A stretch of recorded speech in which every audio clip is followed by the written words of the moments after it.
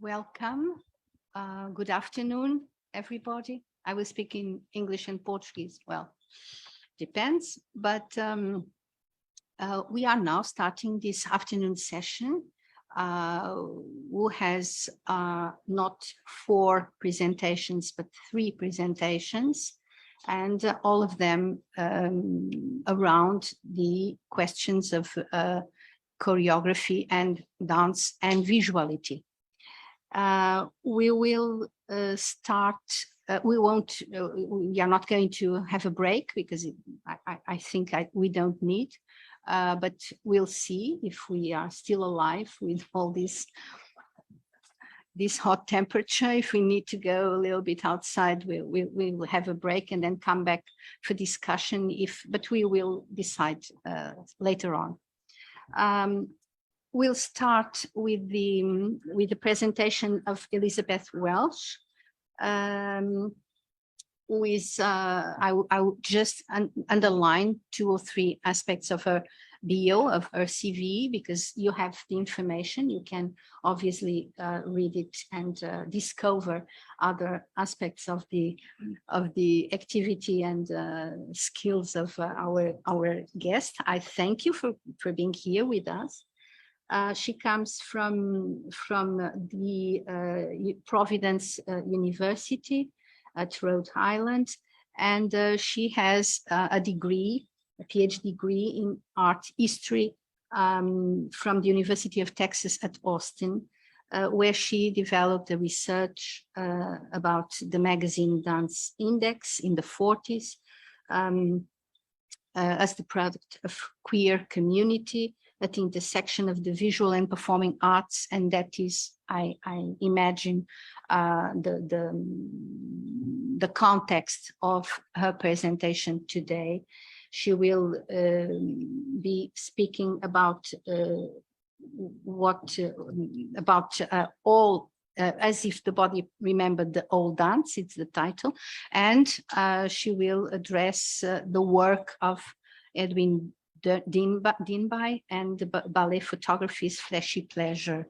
I would like also to mention that Elizabeth has experience in curating in museums, in several museums, exhibitions on dance, and she's preparing a book on precisely the community, queer, involved, engaged in this relationship between dance and photography.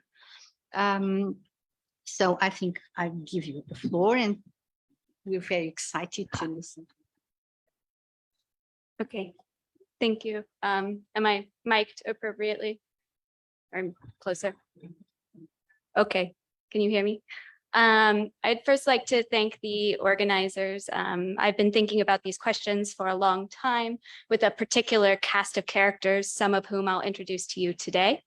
And with that, I'll get started. A dancer wearing a bright white costume hangs in the air, his knees tucked under himself while he stretches his arms towards the theater's wings. He's surrounded by a kneeling company who encourage the dancer's acrobatics with unheard claps. Hans Haustein captured the image of Claire Eckstein's modern dance troupe. The photograph documents the company in action, but does little to conjure its satire of, quote, German middle-class pretensions. Eckstein's productions capitalized on the flying performer's expressive face and long, flexible limbs, and reviewers described the company's comic narratives and sharp caricatures much better than Haustein's photographs.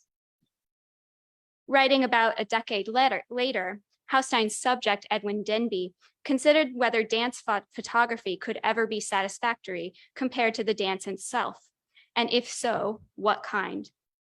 He was perhaps thinking of images like these from the early 1930s when he wrote, "Of course, I like to look at dance pictures of myself as much as any other ex-dancer does, but nonetheless, he, quote, wondered why dance photographs depress me so." By 1942, when Denby's short essay on dance photography appeared in the little magazine Modern Music, he was one of the most important dance critics in the United States. Firmly at the center of New York's dance scene, he wrote penetrating reviews for both Modern Music and the New York Herald Tribune. He had also established friendships with and professional connections to the city's artists, socializing with the fashion photographers and figurative painters of the Lincoln Kirstein Circle, as well as up-and-coming abstract expressionists, including Elaine and William de Kooning. Denby had also shared a downtown loft with the Swiss photographer and filmmaker Rudy Burkhardt, his closest friend and intimate. The critic was thus firmly positioned at the junction of the social worlds of dance and the visual arts, and produced his essay with a sensitivity to both traditions' concerns. Informed by his knowledge of both performance and art, Denby takes on the very same questions and theoretical problems that bring us to this conference today. In terms that will be familiar to everyone here, the critic declares the dance photographs he saw at the Museum of Modern Art and elsewhere, quote, intelligent documentation and phototechnically very handsome indeed, but also fundamentally disappointing. To Denby, photographs simply failed in comparison to the ephemeral experience of live performance. Moreover, he writes not only about the efficacy and failures of performance photography as a genre, but also in direct response to the problems of archival collecting and display. Denby's essay reviewed this exhibition of chronophotographs by the Albanian-American photographer Jan Mili. Paul McGrill, the first librarian and curator of MoMA's dance archives, organized the display. You can see McGrill here on the left with one of his first dance archives exhibitions in 1939. Actually, October 1940, sorry. Like Denby, McGrill was a former dancer who parlayed a passion for movement into a writing career. He established a scholarly reputation by producing the most comprehensive dance bibliography yet published in English. His list of every publication, or so he claimed, by or about dancers available in US public libraries quickly became a standard reference for the era's dance historians. After the initial 1936 edition, McGrill produced revised editions and supplements almost annually over the next half decade. In 1939, the bibliographer traveled to Paris to update his research at the French National Library and Rudolf von Moret's dance archives. He had a secondary mission while abroad, which was to buy whatever he could find to supplement Kirstein's collections of dance books, ephemera, souvenir prints, and photographs. This grouping would form the core of MoMA's dance archives, which you see here. In between library visits and shopping trips for Kirstein, McGrill hobnobbed with fellow dance lovers and ephemera enthusiasts, including the collecting couple Richard Dubes and former dancer George Chaffee. Chaffee was an expert on the earlier records of dance fandom that McGrill also collected and displayed at the museum, as you can see here, romantic ballet souvenir lithographs. Chaffee wrote of his attraction to such images via a universalized ballet enthusiast, declaring in 1943 that it was, quote, impossible for a ballet enthusiast to not to go in for the iconography of dance. Proof of the collector's claim, McGrill attended performances and collected his moments souvenirs, signed photographs of their stars. He kept a portrait of Korean dancer Sai Sho-ki, which you see here, which she inscribed to McGrill on June 26, 1939 in Paris. This Pose Studio headshot and many others found their way into MoMA's dance archives as part of the thousands of images that made up its iconography files. When he returned to New York, McGrill solicited donations for the dance archives from both well-known photographers like Carl Van Vechten and lesser-known theatrical portrait artists. In addition, he asked choreographers and dancers to help him build the collection by donating their promotional photographs. And I'm sorry for the quality of these, but you're entering the archive with me. These are my phone pictures. Van Vechten agreed to contribute over 200 works, notifying McGrill of his gift on the back of this carefully orchestrated portrait of dancer Hugh Lang. The photographer, critic, and author signed his message to the curator with a cheeky nod to their shared fandom, and you can just make it out, ballerinas to you. McGrill's scrapbooks were transferred to the New York Public Library for the Performing Arts after the museum disbanded its dance and theater department in 1948.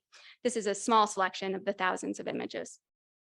Looking through them, I was struck by how little of the collection records or evokes movement. Like the autograph Sho-ki picture, many of the photographs are conventional headshots or mannered studio portraits. They function best as evidence of the fans' impulse to collect, to archive, and do little to conjure any movement. Such images document the performer's look, their costume, and sometimes their pose, but not their dance. Of course, that look was important to many dedicated dance fans, and photographers and critics theorized that the dancer's figure could evoke their performance to the educated viewer. The photographic subject's sculpted body, or more precisely, the combination of their physique and the controlled comportment or pose, could both be accurately recorded by the camera and suggest something of their movement style. In contrast, dynamic photographs designed to capture movement were inaccurate records of both the dancer's movement and their look. Or so dance and fashion photographer George Platt Lynes claimed in a 1944 essay that accompanied these images. Writing 2 years after Denby, Lynes declared the dancer's physical beauty, quote, an element of their art. Undoubtedly, the photographer's claim was self-interested, but he framed his slick style in terms similar to Denby's more critical essay. Indeed, the artist was also responding to Mealy's stroboscopic chronophotographs. Lynes is now best known for his sensual male nudes like these, but he supported that necessarily private practice with commissioned, highly polished fashion and ballet photographs published in magazines, souvenir programs, advertisements, and puff pieces. Still, he claimed his dance photography was more than publicity. To Lynes, this 1936 photograph of William Dollar, posed as a love angel in the opera ballet Orpheus and Eurydice, could be, quote, a substitute or consolation for the production because it distills the performance into its essence. The image of Dollar benefits, the photographer explains, from the artist's, quote, good fortune to be helped by the opera ballet's creator, George Balanchine. With the choreographer's assistance, Lynes could, quote, epitomize a ballet in a set of pictures and avoid falling into what he calls affection or caricature. These superior photographs treat frozen, quote, climaxes of choreographic invention, a method which allows the artist to achieve what he says, what the motion picture camera should do and evidently cannot. In contrast, Lynes argued that Mealy's frozen leaps, like Pearl Primus seen here in a 1943 issue of Vogue, betrayed the performer and the performance by failing to document how either looks in the theater. By making multiple exposures in quick succession with the help of a flashing strobing light, he made prints that recorded movement. The resulting images like this chronophotograph of Elisa Alonso on the right bear little resemblance to live choreography, since the dancer's body blurs across the exposures into serpentine abstraction. According to Lynes, quote, the stroboscopic technique offers us images of exceeding interest and sometimes beauty, but nothing that anyone at a performance with the naked eyes has ever seen. Ultimately, both Lynes and Denby found that Mealy's movement photography was more interesting as an image than as a record. They also agreed that single exposure documentary stage photography was disappointing because it only shows one moment in a progression of movement. That, Denby writes, is as useless as not trying at all. He says, quote, a shot can show you only one gesture, which is like hearing one note of a piece of music or one word of a poem. The more painstaking the photograph, the more pointless the effort. This is perhaps the central distinction between this historical debate around dance photography and the more recent theoretical frameworks built for performance and body art. The problem Denby and Lynes identify with dance photography is not just the partial document's failure to conjure or represent the live experience. Rather, the photograph's unmoving false dynamism betrays the movement design itself. In an essay written collaboratively with the aspiring novelist and editor Donald Wyndham, Balanchine discounts action photographs altogether because they, quote, do not show anything. They catch only attitudes, the flavor and meaning of which depends on their place in a steady progression. Deeply concerned with the growing photographic and filmic archives outside of his control, those archives were outside of his control and that they distorted his choreography, Balanchine thought that carefully orchestrated poses could do better. If, per the choreographer, quote, posed studio photographs could sometimes succeed as dance photography, the success of images like the series you see here depends on the choreographer's control over the pose. As Lines had argued about his own work for Balanchine, the photographer, choreographer, and dancer could collaborate on tableaux, which either picture the still climaxes of choreographic invention or use a new pose to epitomize the performance. Together, they define a successful model of performance photography that neither documents nor comments on the choreography. Instead, they distill the production into a collaborative artistic statement of the image maker, the movement maker, and the photographic subject. It's logical then that the triumph of this kind of photography features a choreographer as the subject. The most famous dancer and choreographer of the first quarter of the 20th century, Václav Nijinsky, was also the subject of the photographs that Denby thought best provided an immediate sense of movement, of the impulse to dance, despite being resolutely still. He first wrote about the images in his 1942 essay, but espoused his thoughts more fully in a 1943 contribution to the magazine Dance Index. A commemorative photo album of Nijinsky photographs, including the one on the left, accompanied a text in which Denby identifies, quote, a three-dimensional and plastic interest that pleased him. The critic dissects Nijinsky's figure and posture with expressive language that curves in and out of the erotic and compares the artist's body to the great sculptural achievements of the Renaissance. Denby, quote, is struck by the massiveness of his arms, this quality leading the eye back to the trunk as in a Michelangelo figure. Nijinsky's arms are, quote, tendril-like bendings that avoid the effeminate through his balancing, quote, savage force. Denby ruminates on Nijinsky's expressive neck, the powerful thrust of his trunk, and the way he, quote, dances from his pelvis. Nijinsky seems to embody the movement even in stillness, posing, Denby writes, quote, as if his body remembered the whole dance. Denby's writing about Nijinsky is instructive, and not only because he responds incisively to the problems of movement and stillness in dance photography. First, Denby's language exposes the homoerotic gaze that brought Nijinsky many fans, both to his live performances and to the images that Denby saw as radiating the performer's expressive energy. Second, the critic embraces the collaborative model of photography described by Lines and Balanchine as potentially successful. Clearly, Nijinsky posed for the camera with sensitivity to his own movement design. Finally, Denby suggests another theoretical underpinning for the success of these photographs, his capacity to imagine the movement he had seen. Indeed, Denby's own body remembered the dance when he used the photograph to think about Nijinsky. And forgive me as I talk about theory with no image. Lines argued that his ballet photographs could be, quote, a sort of substitute and consolation for those that had missed a performance.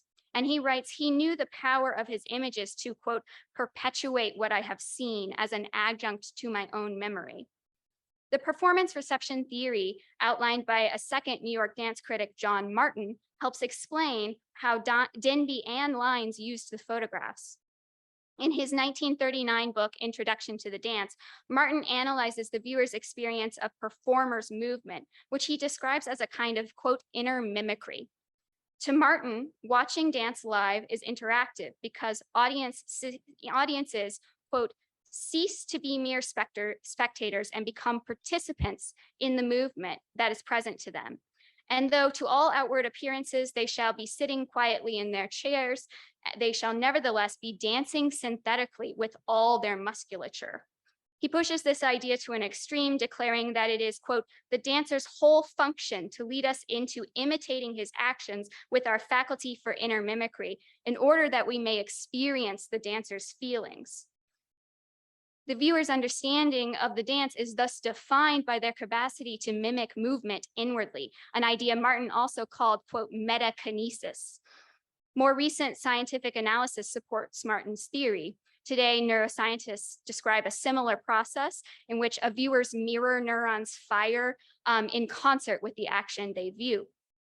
And scholars, including Susan Lee Foster and Matthew Reason, describe the process as kinesthesia or kinesthetic empathy. However, the question remains whether this process is truly transferable through the still medium of photography. In their various essays, Denby, Lines, and Balanchine all describe their effort to reify the experience of live choreography through photography. The examples they deemed successful were not necessarily the best documents of the performance, but rather those images that inspired inner mimicry. Martin writes that, quote, our total reaction to a work of art depends upon the equipment we bring to bear upon it, our past experience and present expectation. Martin's theory of metakinesis and his contemporaries' writing all suggest that dance photographs do something different to viewers who have seen a given dance than to those who have not. The correct images could prime the viewer's memory and inspire an echo of their initial inner mimicry. Denby looked at photographs of Nijinsky and described a coiled spring ready to launch into motion, a body glowing with its knowledge of choreography. In his essays, Denby projects his experiences onto the images, remembering through them the movements he had learned when he trained with Nijinsky's dancers and when he had seen the choreography in revivals of Nijinsky's ballets. To a fan or an initiate, Nijinsky's pose is anything but still. In a review of a 1936 revival of The Afternoon of a Faun, Denby writes that the choreographer's repetitive gestures, visual rhythm, and sculptural clarity trained his audiences to, quote, see the plastic beauty of the last pose and to appreciate its noble deliberateness. Denby celebrated Nijinsky's photographs because they were made vivid by his memory of how the dance, quote, gathered momentum from the first gesture to the last. He could feel the cumulative plastic beauty of the pose, despite its resolute stillness. In some ways, historicizing the problems of this conference suggests that the growing field is at an impasse. To Denby, only a limited category of dance photographs was worthwhile, but disappointments abound. Historians and theorists needn't accept Denby's constraints. As Amelia Jones has argued, privileging the ephemeral experience of the performer and original audience forecloses other kinds of engagement. Instead, analysts of performance photography can examine and critique the dynamics that Denby and Lines and Balanchine describe. The critic's capacity to imagine a total experience from Nijinsky's pose and Lines and Balanchine's collaborative climaxes of choreography relied on the informed viewer's embodied knowledge. In the same text, they turn pose dancers into sculptures, making performers objects of, quote, plastic and also erotic interest. For ballademains of the 1940s, dance photo archives were not just collections or theoretical ideas, but fleshy pleasures. However veiled in theory or institutional officialdom, dance iconography connoisseurs like McGrill and Chaffee and critics like Denby were fans. And they favored images that perpetuated the movement that inspired their love of the art. The carefully positioned body of the photographic subject can evoke a performance without betraying its movement. Rather than recording an ephemeral and inaccessible past, their successful ballet photographs made the dance present in the very bodies of their viewers. What better souvenir than a permanent encore?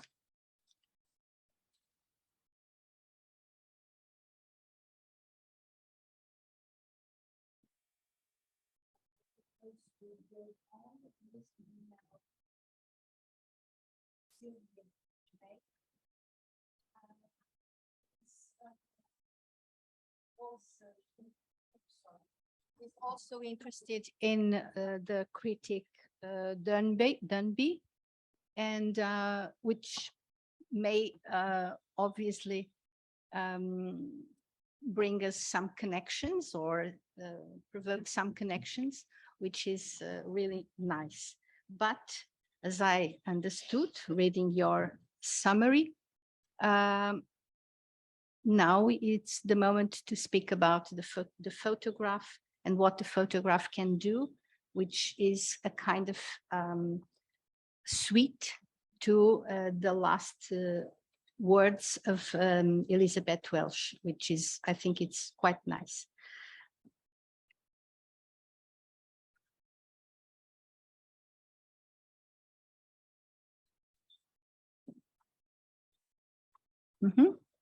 So a few words about our guest.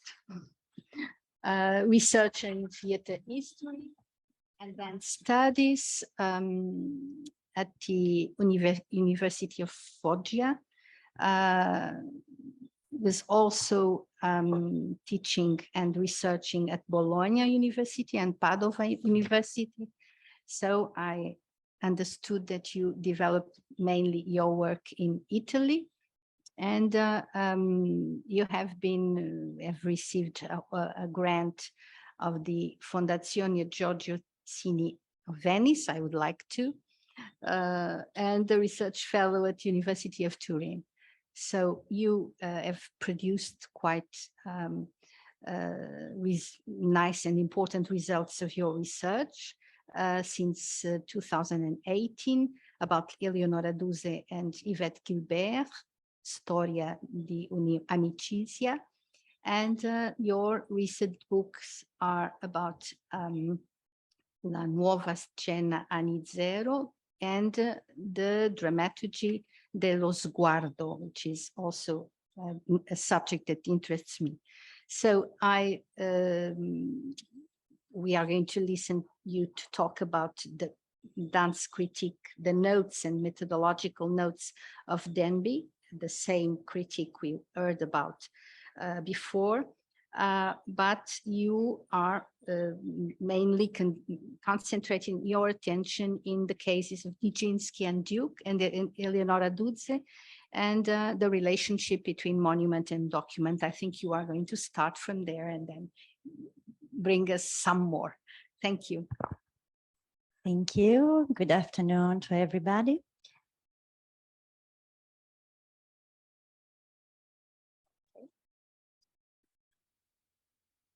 Many of the comments in this paper are based on my investigation and research activity carried out in Italian theatre archives. I'm referring in particular to the heterogeneous and rich photographic collection of the Lucio Ridenti archive in Turin, the Archivio Leo de Berardinis in Bologna, the famous Recanatesi collection now in Pesaro, and in particular to iconographic repertoire of Eleonora Duse, the object of much of my historical research. It was keeping in mind the methodology of inquiry I have developed in the field.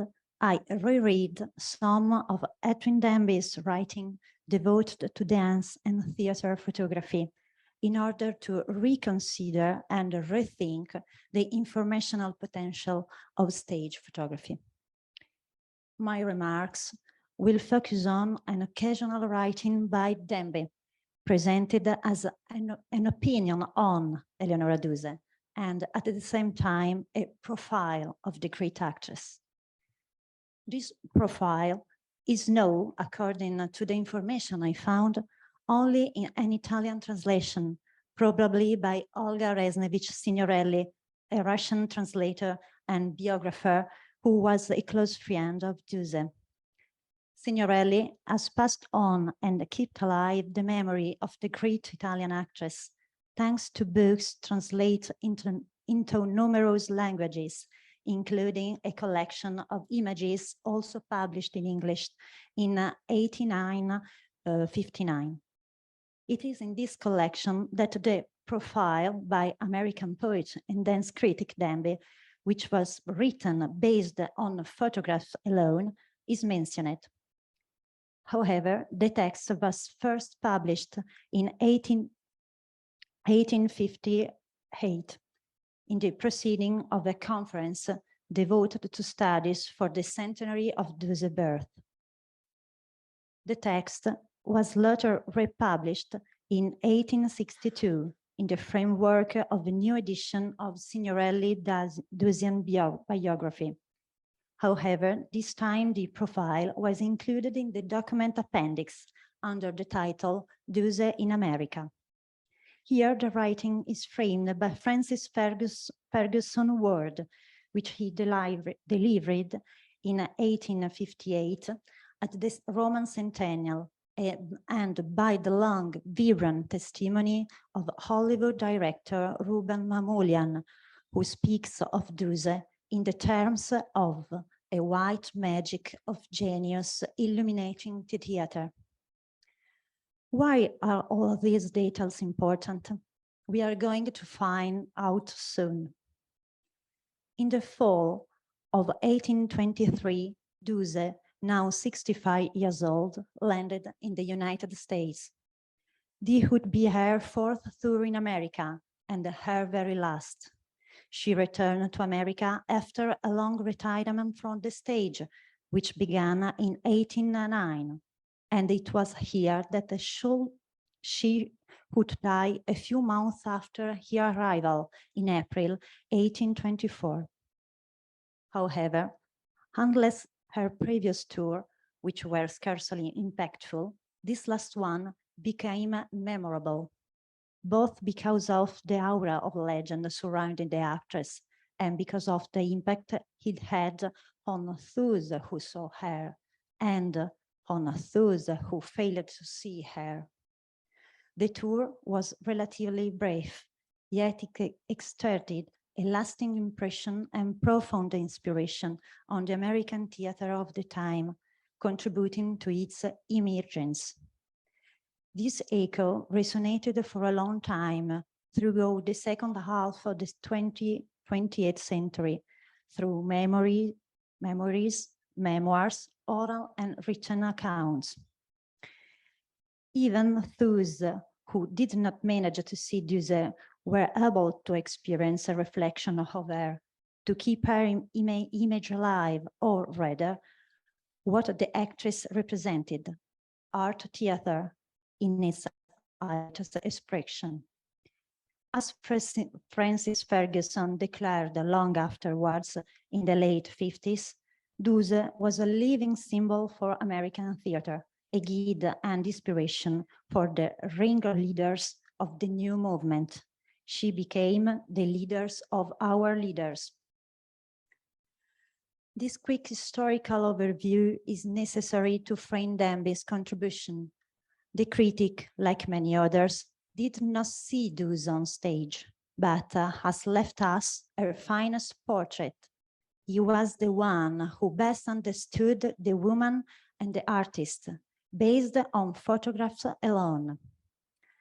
Demby was skilled to reading the dramaturgy inscribed in the bodies, to dissolving the density of each gesture in poetic language, to measuring the intensity of each variation by the weight of words, to implying always new metaphor based on indecipherable figuration.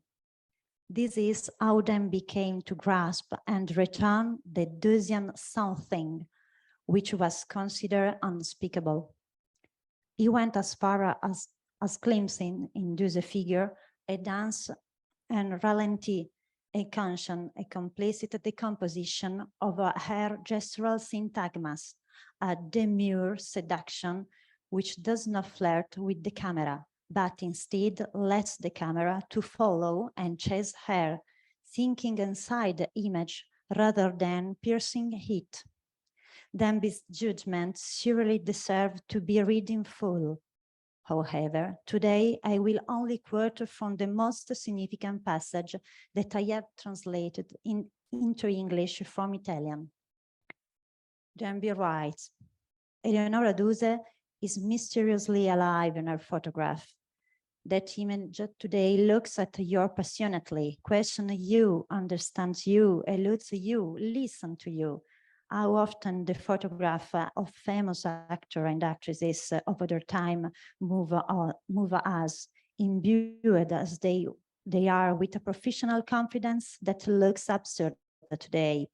Success can still be discerned in it, but the body gesture appears ridiculously short. It was perhaps interrupted by the camera. In the portrait of Eleonora Duse, however, the gesture is not interrupted. The machine did not transform the actress into a puppet. Her movement is also now that of a dancer. The momentum of the chest and the neck still has the power and freshness of a dancer bodily grace.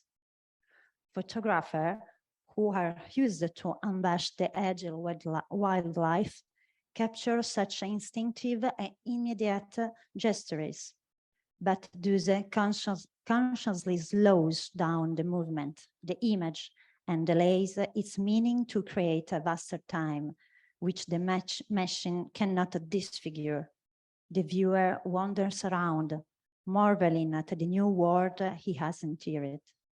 The scene that its gestures consciously dominates is the scene of time, too vast for success. It lets the dance be seen, but hardly anything else. His profile, which was evidently written on order, raises several questions in me. These questions are useful to understand its value and usefulness in reading the image as a document aimed at the historical study of theater. Therefore, the first question I ask myself is related to the choice of Demby as the writer. Why ask a former dancer and dance critic who has never seen the great tragic alive to produce an opinion based only on the photograph of the actress? My hypothesis, but which is difficult to verify from existing documents, is that this choice was determined by the critic's fame in the American theater world and this connection to the network of art theater intellectual, with whom especially Signorelli and Guerrieri, Gerardo Guerrieri, the leading Duse scholar in Italy, were in touch. However, I believe that the choice was due not only in the prestige of his name, but also to his special relationship with photography. In the 40s, Demby published commentaries, articles, and essays related to photographic documentation for theater. A small amount of contributions, mostly related to specific phenomena, such as the ballet russes and its dancer, Anna Pavlova and Vaslav Nijinsky. He was their fine connoisseur, and as in the case of Duse, he had never seen them dance. Although, sorry, between 1839 and 43, he participated as a poet and model in the project of 3 albums of sequenced photograph and typewritten sonnets with the photographer and partner Rudy Burkhardt. Demby's experience of critic and poetic writing, his choreographic expertise, and the sense of photography he had developed thanks to his collaboration with a photographer may have been additional motivation to choose him for the Dusen profile. These are also the very reason that clarify his vocabulary, rich with images, sensitive to the figuration of the body and the energy of movement, to the use of space and the stage coefficient, sensitive to the sense of movement returned by the shot and in the shot. In his notes on Nijinsky photograph, we find the same attention to the posture and the intention of movement. However, while in the case of the Russian dancer, the visual occurrences he employed are made explicit, no specific visual reference is made for Duse. Photographs and portraits are commented in very general terms. And here comes the second question. Which photographs of the actress is Demby referring to? Which ones did he see while writing his paper?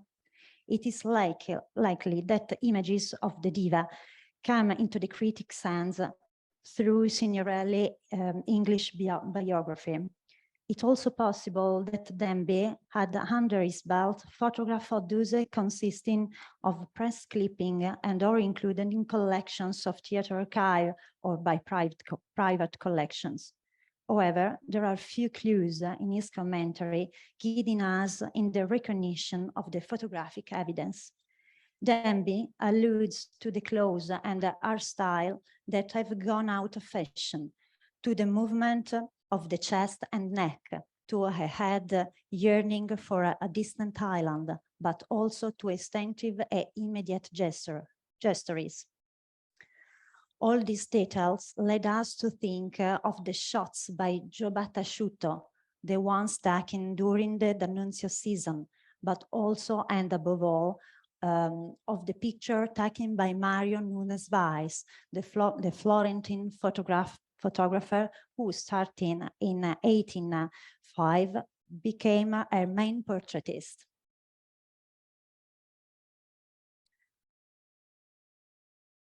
After all, Duse's relationship with photography had been marked by mostly promotion and marketing purpose, until it became not only an object reflecting the image of herself and her characters that she wanted to convey, but rather a human and intimate relationship with the photographer. This is confirmed by various clues, including a statement in response to an admirer's request for a portrait. Having no official portrait available at the moment, she wrote, "I have no heart to ask a stupid photographer, and it seems so absurd that someone could want to see me." Duse finishes the letter by thanking the admirer for the photograph he sent. This sentence confirms her skepticism toward photography applied to theater. "I thank you for your pictures, which are so beautiful because they are instantaneous, full of life and truth." The comparison is clear. A snapshot is like the theater, full of life, real. In contrast, atelier photography is that, artificial. Now, Eleonora Duse's relationship with her own image has been the subject of several anecdotes, revealing and emblematic of her relationship with her other self, namely the character, the actress, the woman. It is said that her friend Gemma Ferruccia had hung numerous portraits of Duse on the walls of her home. When the actress saw them, she exclaimed, "Oh no, so many Duse, throw them all away." On the same day, she had 5 larger photographs by Mario Nunes Weiss delivered to her friends. It is precisely from the gallery created by,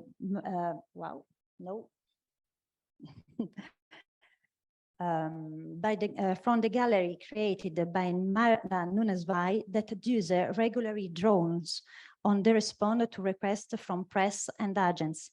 In her favorite shots, she poses as an actress in profile. In close-up, the view is in profile, projected toward the light source. If, on the other hand, the photo shows her full figure, the prevailing orientation is for shortening or even from behind. The reason of this choice is due primarily to the convention of the time. The theme of the dress was shown on the back. Showing one's back, however, was not a sign of vanity for Duse. It was a form of modesty, accomplished concealment, or more precisely, a denegation.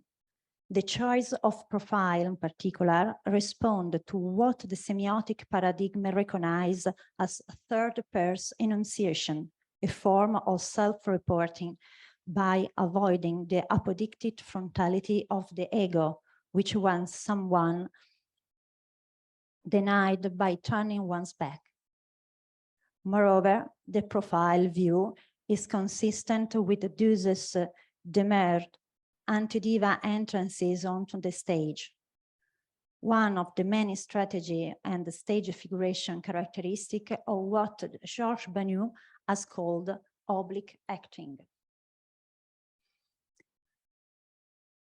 But now the point is, what exactly does the MB see in a photograph? How does he approach the document monument that a photograph is? For the MB, photography is evidently a particularly eloquent tool.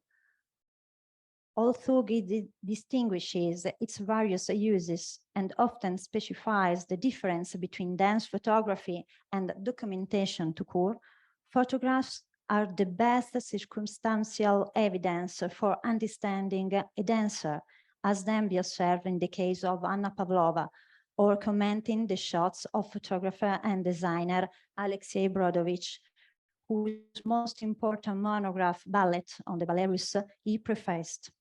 Here, Demby initially noted that,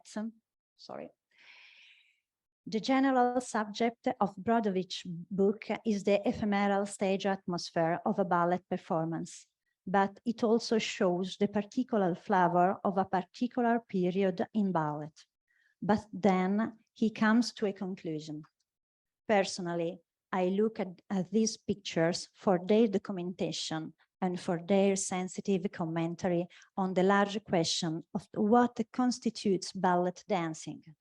Brodovich took what proved to be final example of the Ballerut way of dancing, and he has documented in action a quality already almost legendary. He wanted to catch the medium of ballet magic, the unconscious grace and the spontaneous animation all through that turns a choreography from a lesson into a dance. Both theater and image evoke an absence, refer to something that is no longer there. It is not difficult to infer that for the iconographic historian, the quest is double and even becomes double arduous. In Italy, theater historian Renzo Guardienti has spoken of iconographic documents in terms of almost nothing, as when referring to the impossible document of cast of Eleonora Duse's Aunt. In this regard, he wrote, "What is most important is that this nothing provides us what a way to consider that theatrical iconography is made up of petty objects, of nothings, scattered and often intermittent traces of a theatrical knowledge that has now disappeared. These nothings have just as often originated from interpretative processes that make them only a confused shadow or a deformed image of what they should or intended to represent." Recently, Mirella Schino, the leading historian in Dusian studies in Italy, has reconsidered the value of photographs in the study of Dusian acting. After having long ignored them, Schino now recognizes the circumstantial opportunities. She now maintains that photograph nevertheless allow for something very rare in the theater, and that is contemplation. Contemplation, Schino writes, is what we probably look for when we go back to see a performance. It induces reverie, but also brings up problems. I am elsewhere debated this topic, and I believe that an image, especially a photograph concerning the theater, an actress, a dancer, etc., is not, as we commonly tend to believe, a remains, a trace, even almost nothing, compared to the lost totality. I think that Demby suggests to me and to us exactly the opposite. The image is, by contrast, an excess, a part of the whole that can inform on a whole. It is not because of the invisible or the unspeakable made visible that we are affected, but because of that mysterious visible, as Oscar Wilde would have said, which is capable of triggering the imaginative dimension of the historian. A dimension, the imaginative one, which is necessary to make historical knowledge also poetic and to transform a theatrical document into a mental object that allows us to talk about theater instead of literature, painting, or alchemy. Thank you.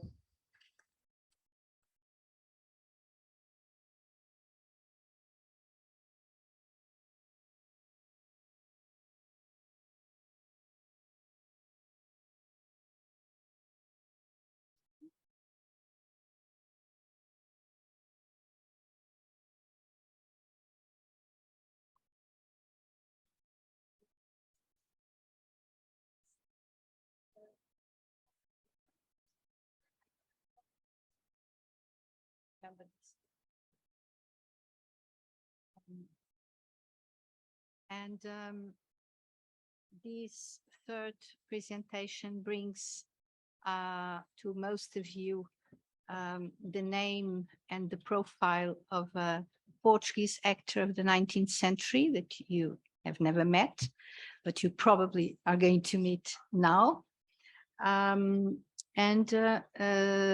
Some issues are proposed by Paulo Ribeiro Batista, who is art historian, is a researcher of the Center for Theatre Studies, and is a curator and works at the National Museum of Theatre and Dance in Lisbon, where you will be next Friday. This actor called Cardoso has left quite a huge amount of photographs, an album, as a matter of fact, and the exactly presentation and consideration of that album is surely one of the aspects that Paulo is going to talk about. But many other suggestions come from that album of photographs, and some of them concern theoretical issues about the dimension of the performance in a photographic series of images. So I'll give you the floor, please make us know. Thank you. Thank you for your interest. The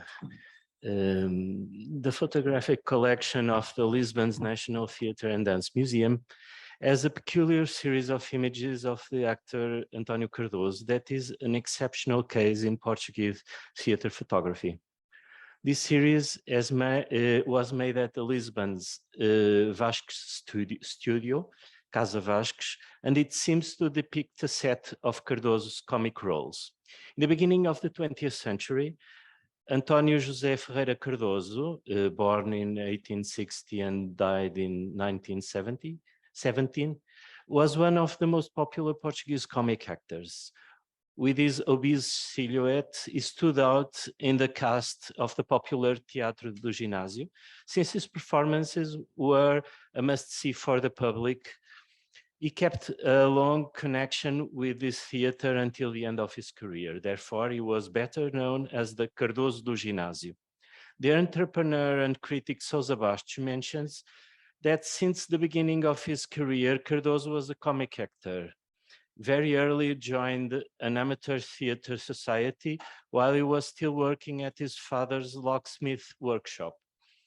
He premiered at the Teatro de Variedades in March 1878. In 1881, he was hired by the Teatro do Rato company, invited by playwright Alcântara Chaves. In this theatre, according to the testimony of his contemporaries, he made his debut in the comedy Zé Povinho, and probably performed in numerous theatrical shows such as Chimney Sweep, Country Doctor, Night Watchman, a diversity of roles that announced the later photographic series. We know with certainty that the distribution of the play A Seita Negra, The Dark Sect, premiered on 4th March 1882, included Cardoso. A Seita Negra is a drama about the role of the Jesuits and the dark dimensions of the faith. Since the early 1880s, the Portuguese Republicans had been making a strong political statement, and one of the issues they most attacked in the monarchy was the religious one, and in particular the role of the Jesuits. O Século, the most influential Republican newspaper directed by Magalhães Lima, Grand Master of Freemasonry, Republican and Socialist, all welcomed in his newspaper the play A Seita Negra and its political scope, as well as some of the Teatro do Rato small shows, which suggested social and political concerns. Even so, Cardoso's role in A Seita Negra highlights the funny aspects of his simpleton accent. The circumstances of his theatrical life drove him to a career in comedy. In 1883, he was hired by the Teatro do Ginásio company. In that company, his career was marked by many comedy hits. According to the theater historian Paula Magalhães, the Ginásio was the stage of good humor, the hostel of Lothar, and the Laughing Factory. Its identity is characterized by shows that simply aimed to entertain the public, by the actors, authors, and so many other figures that become an inseparable icon of the space, by the public that yearned for nothing more than a few hours of good humor, and by the affection that could be gathered around them. In the Ginásio Theatre, Cardoso played a long sequence of roles. A rigorous count of the total of plays he performed is impossible. We managed to confirm more than 200 plays, excluding the repetitions and the summertime tours. The total account of performance was certainly much higher. It was certainly a myriad of different characters that Cardoso embodied. Cardoso had a peculiar acting technique. He masterfully exploited his own physique. That was a trigger for Lothar. With precise movements and great facial expressiveness, we can enroll actor Cardoso in a long practice of Portuguese comedy that was rooted on the stage of the Teatro do Ginásio. There, Cardoso played with some of the most popular Portuguese actors. Besides Val and Inácio Peixoto, two of the most charismatic actors of the company, Cardoso was part of the comedic trio made up with actors Silvestre Alegrim and Telmo Larcher, considered the best accomplished ensemble in that genre. The trio performance in the comedy O Pinto Calçudo by Ernesto Rodrigues and André Brand, all along with actress Juliana Marques, became legendary. In 1911, the Almanac dos Palcos e Salas described his technique. Exquisite observer, he analyzed and dissects pieces by piece in order to know in depth the reason for the character that has been assigned to him. Only then, after being well acquainted with it, does he try to choose his type from the vast kaleidoscope of the streets of Lisbon, bringing to the stage an individual where the author verifies the reality of his imagination.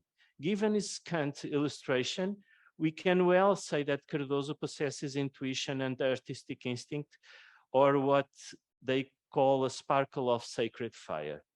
There is no one who has seen him small inside the smallest paper. In the clerk of the play Commissário de Polícia, he is as big as in the biggest of his innumerable roles. And only this determined vocation explains to us that within a short space of time, he achieved an uninterrupted series of triumphs that placed him alongside the first ones in the Ginásio, where he was remained since 1884.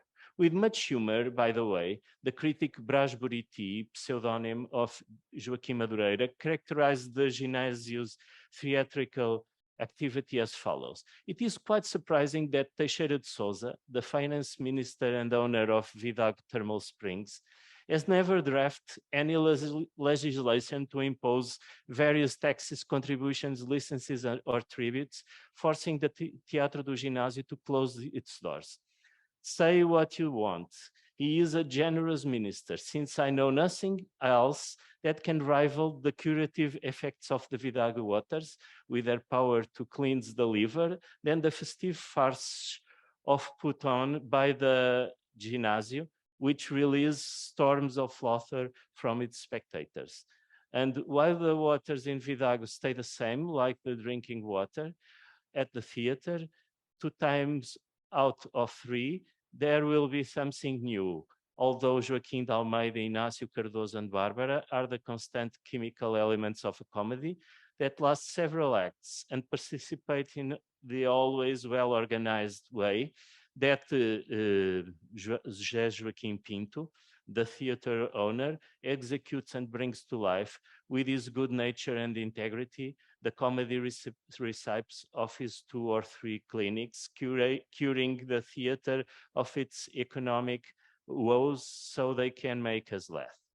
To analyze this set of photographs that Casa Vasques made of the actor Cardoso, in the first place, we must point out that Cardoso was previously photographed by two other studios, by Henrique de Góis in late 1880s and by Júlio Novaes probably in 1901. After the presentation, I will pass the images. And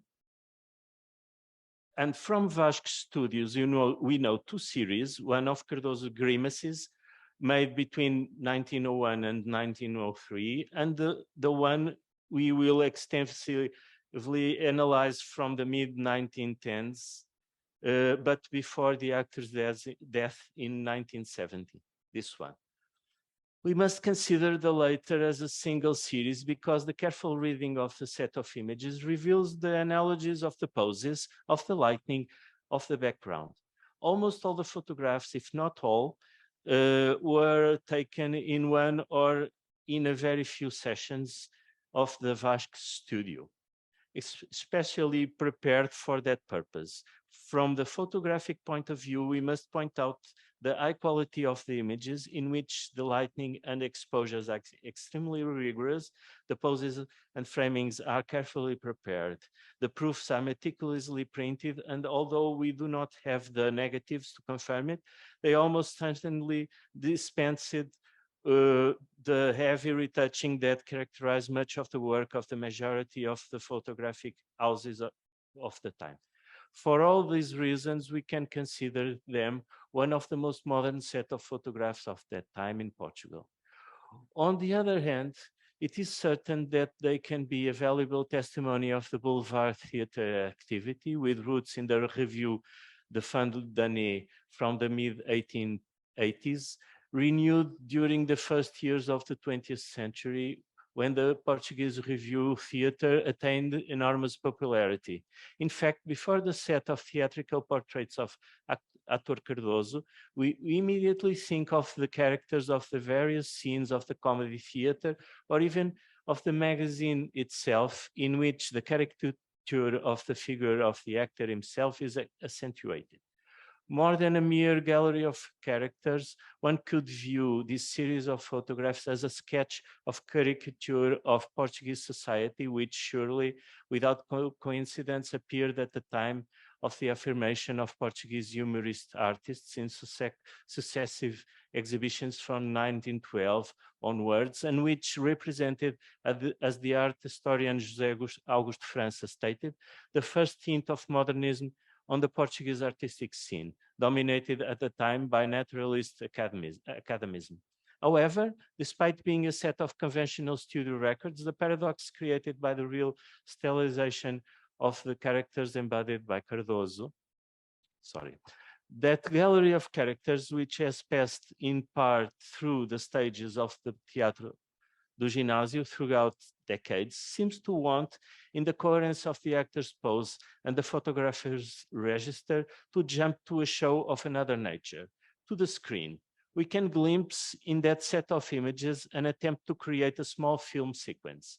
We should also mention that this evident visual association between what we may call the antecedents of cinematographic activity and the performance of the actor Cardoso on stage is not pure coincidence, as in 1910, he had already been part of the cast of two small films of the Ideal Film Company. His first appearance on the big screen was in the film The Wedding of Zé Gordo, Fat Joe, a groom accused of refractory, a small film directed by Júlio Costa, which was premiered in the Salão Ideal Cinema Hall on December 1910. Cardoso, of course, assumed the figure of the protagonist, the Zé Gordo. In another film in which he took part with the same producer and in the same year, entitled Chantecler Betrayed, Cardoso also assumed the role of the protagonist, the Chantecler, but accompanied by other actors of the Ginásio Theatre Company. This brief experience in the art of Lumière may constitute sufficient explanation for what we could designate as a portfolio of stage portraits, which could serve as a presentation of the actor to a film producer with the intention of deepening his relationship with the cameras, a circumstance that ended with his premature death in 1970. Cardoso's series is not a record because if some of the images are reenactments of roles played on stage, namely his most popular performance as a police commissioner, others represent projections, and in fact, we believe they should be understood as the expression of the actor's desire to play on the cinema stage some roles he appropriated, believing they could grant him the credit to develop a career. But there is another dimension that gains clear visibility in the set of photographs of Ator Cardoso, the dimension of his body, of the body. In effect, there we see clear proof of the excellent exploration that the actor learned to make of the condition of his own body, a central dimension of his technical resource on stage. We may add that Portuguese society has always had a clear tendency to associate bonhomie with figures of a Dionysian complexion. The iconographic interpretation of the classical god Bacchus has always, over the centuries, given rise to associations with pleasure and bonhomie, from which even some of the most important figures in Portuguese society, such as King Carlos and the artist Rafael Bordal Pinheiro, greatly benefited. However, it was on stage that a true school of comedians was formed who learned to exploit, like Cardoso, their Bacchic complexion in favor of the characters that were written for them. We cannot, for this reason, fail to draw attention to the significance of the profound awareness of the role of the body as aesthetic, with the aforementioned photographs revealed to be evident in Cardoso. If we simultaneously cross the two perspectives that mark Cardoso's images, on the one hand, the dimension of the body, and on the other hand, the movie dimension, a fundamental figure of the 20th century immediately comes to mind, perhaps one of the first and most striking traces of modernity, Charlot. In his article, Chaplin and the Body of Modernity, the cinema historian and critic Tom Gunning proposes a reading that we think is particularly relevant to cross-reference with the analysis of the photographic series of the Ator Cardoso. Chaplin's natural body in process provokes laughter because of his violation of social taboo, breaching of codes of repression that have been imposed with the growth of the middle class property in bourgeois culture. Thus, even this natural body, this return to the clowns of carnival as a modernist dimension, one closely related to the modern preoccupation with portraying the physical body in its grotesque rather than idealized or eroticized forms. We have no difficulty in discovering in Cardoso's theatrical visuality some of the traits that Gunning was able to identify in Chaplin. The grotesque is very present in the set of Cardoso photographs. This grotesque is reinforced by that gallery of ridiculous figures enhanced by the actor's physical dimension. Dimension of the ridiculous in Cardoso is not far from the figure of the carnival clown that Gunning finds in Charlot, and we even see clowns in Cardoso's sequence. On the other hand, we have already echoed the circumstance of the identifiability that Cardoso's character assume, appearing as a kind of layer that cannot entirely hide the actor's ridiculous obesity. But there is also an aspect that gives that photographic situation a character of modernity, the deep awareness of that situation by the actor and the understanding of the photographer, translating that situation into a modern visual discourse.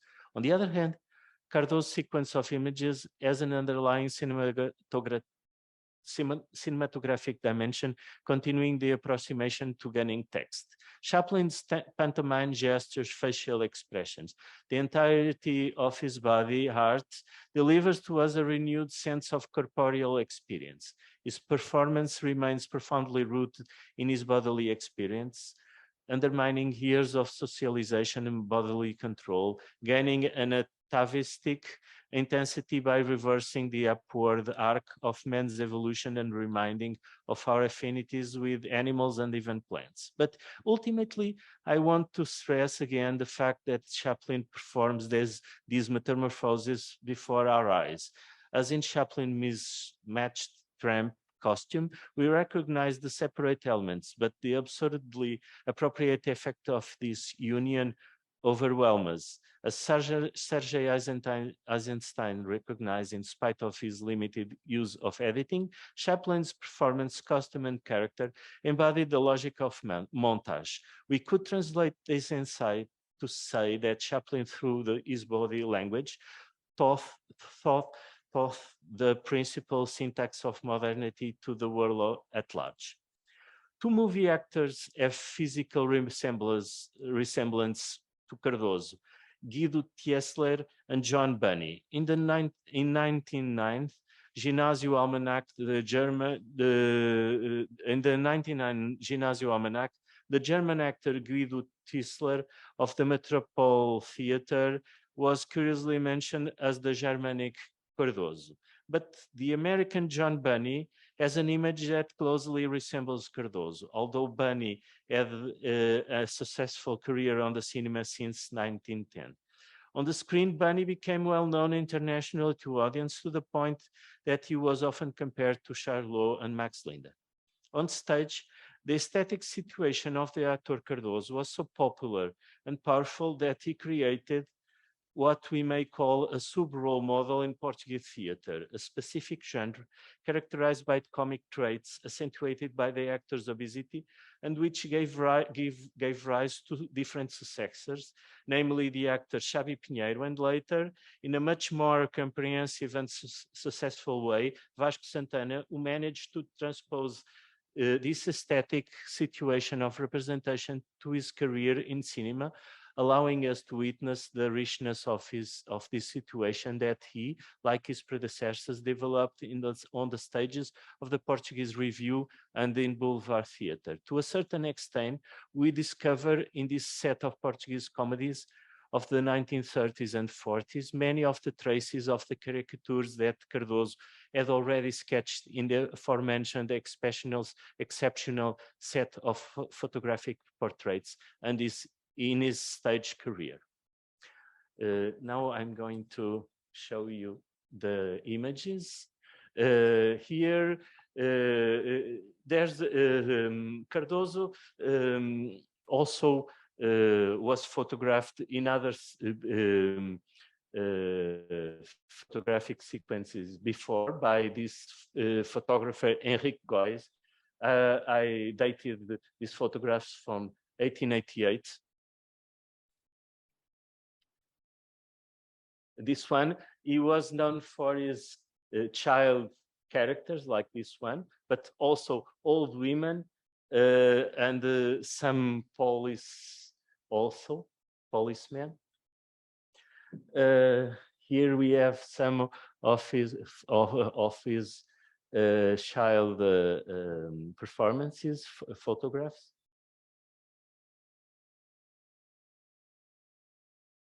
Some other.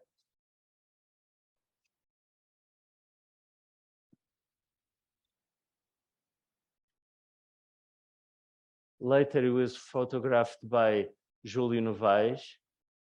Here we can see also a ballerina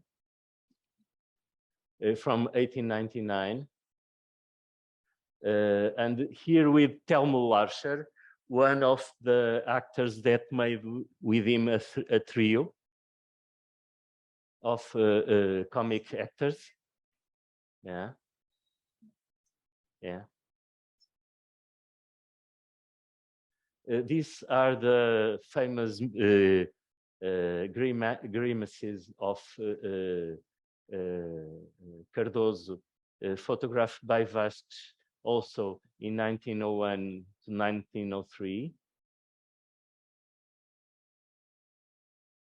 This is the John Bunny actor that you can see has some similarities with Cardoso.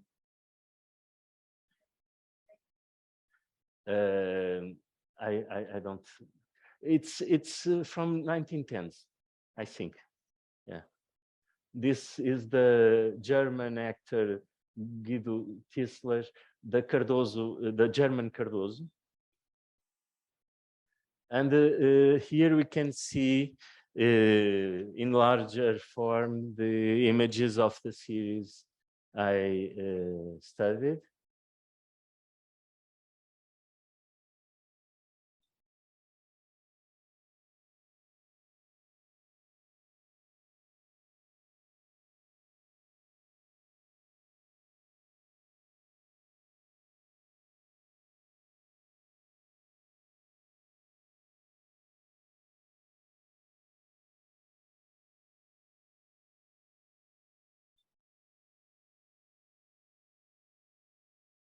And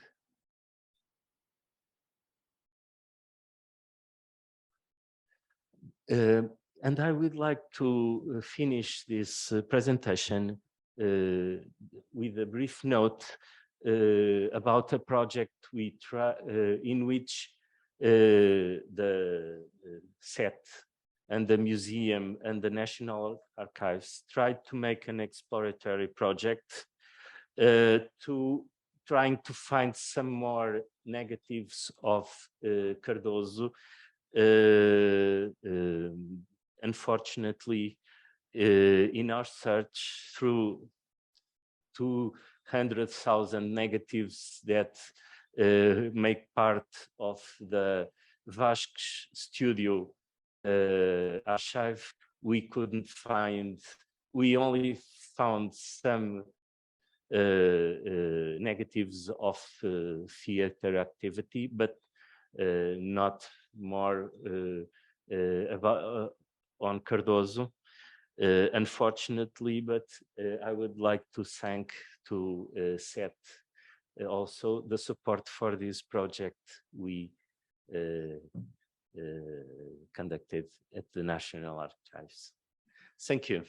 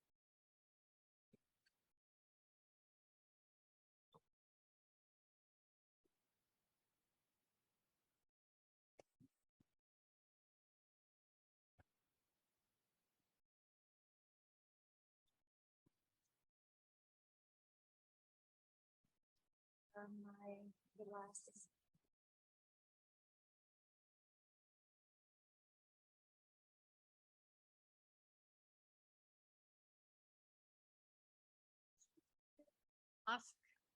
I have some, but I wouldn't like to start immediately. I would prefer to listen to you. There are some issues that are common, I think,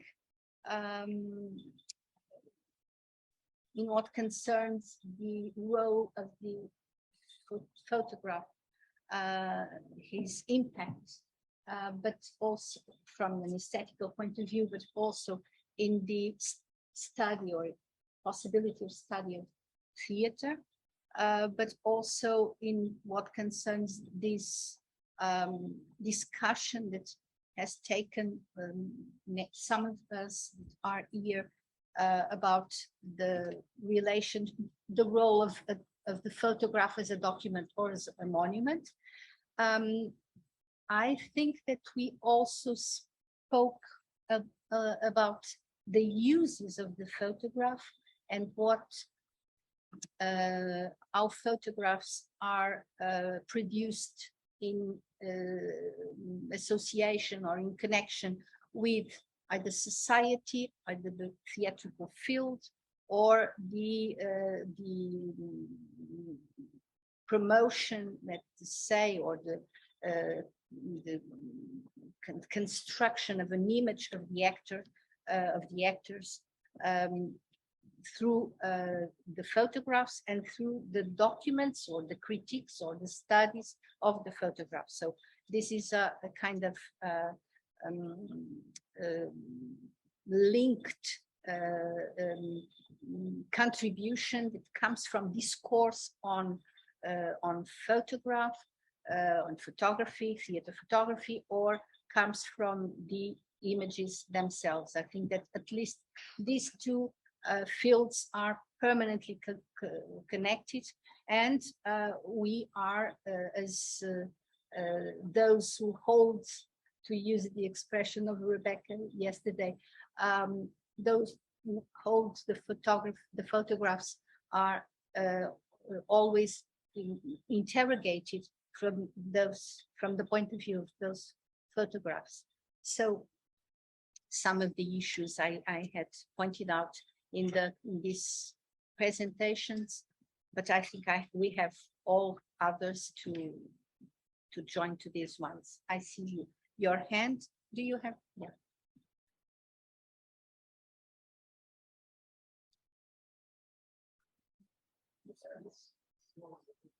I can't hear.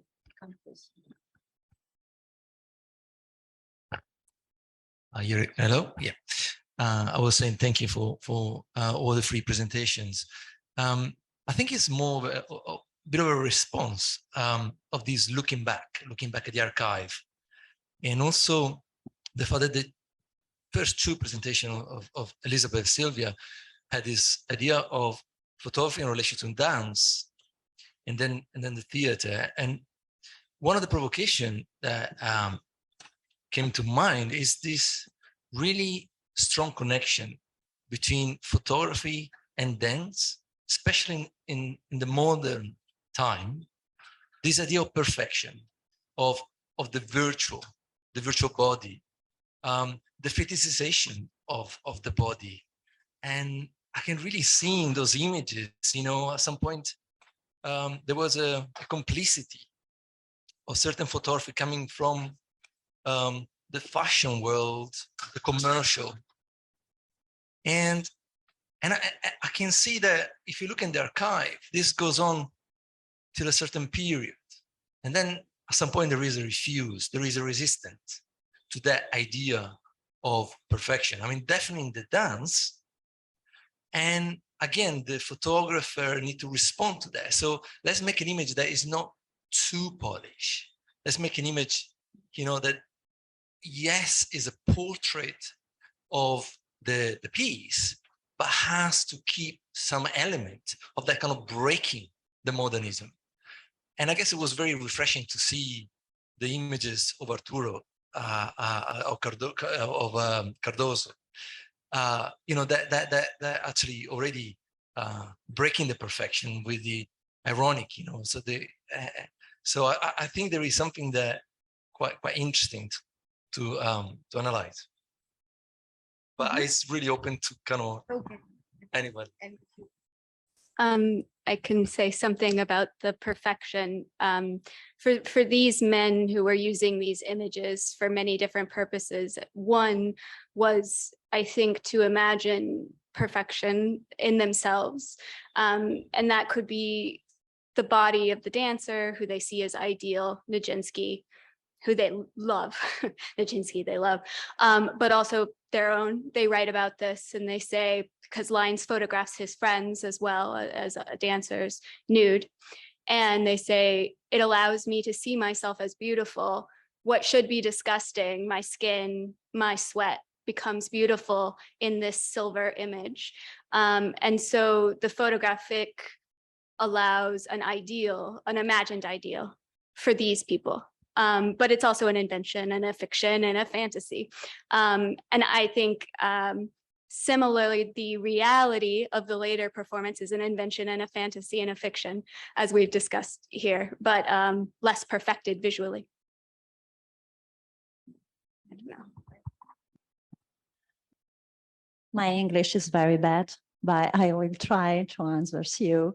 And Simone, you can help me in translation. I Yeah. Sì, I know. It's okay. Ti rispondo in italiano e poi dopo Simone risponde. She will answer in Italian and then I will translate for all of you what she said. Okay. Thank you, Simone. Thank you so much. Oh, perfezione. Perché ti parlo di Duse. E il suo rapporto con la perfezione era ossessivo. Da qui il controllo dell'immagine, che cambia a un certo punto. Dopo l'esperienza di D'Annunzio, a partire dalla fine della stagione d'annunziana, nel 1902, cambia il suo rapporto con l'immagine e inizia a costruirsi un album di fotografie, un book, e si affida a Mario Nunes Weiss. Evita i personaggi, evita di essere la Duse personaggio per rappresentare se stessa come personaggio, metapersonaggio. La sua perfezione consiste in questo, nel controllo di un'immagine che rispecchi quello che lei è come attrice rispetto ai suoi personaggi. Non so se ti ho risposto. Do you want the translation now? Yeah. Silvia said that Eleonora Duse had a particular relationship with the photographic support, and that was an obsession because she followed the perfection of everything. But after 1902, True. after a relationship with D'Annunzio, right? With the Gabriele D'Annunzio, who was an Italian writer, her relationships with the photos changed. And the new perfection consists in? Inizia a... Yeah, no, it was actually very interesting because, okay, yeah. Okay. So basically what we were saying is that there was an idea of an iconic, the fallen iconic, a canon. But then since there was this poet, this new mind coming along in her life, Gabriele D'Annunzio, she decided to actually go into something very unique and different. So from the recognizable image to go into something more specific that would reflect, her. So I think it's quite interesting because although we're talking about 1902, so very, very early, there was already this resistance to perfection, although the landscape wanted that. So it's yeah, it was an interesting story, narrative there.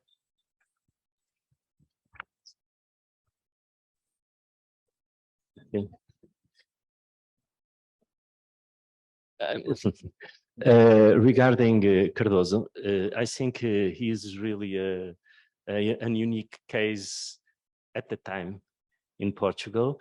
Actually, we can see some other series of Vasco Studio of actors, but of a completely different character. For instance, of Palmira Bastos series. Actually, I cutted that slide today in order to keep the time of the presentation, where she shows her dresses that she imported from Paris. And so there is a series of Palmira Bastos in her dresses. Later, these photographs were printed in postcards and sold in collections. That didn't happen with actor Cardoso, actually. And so it's really a unique aesthetic situation. And I think it's the uniqueness of this photographic series.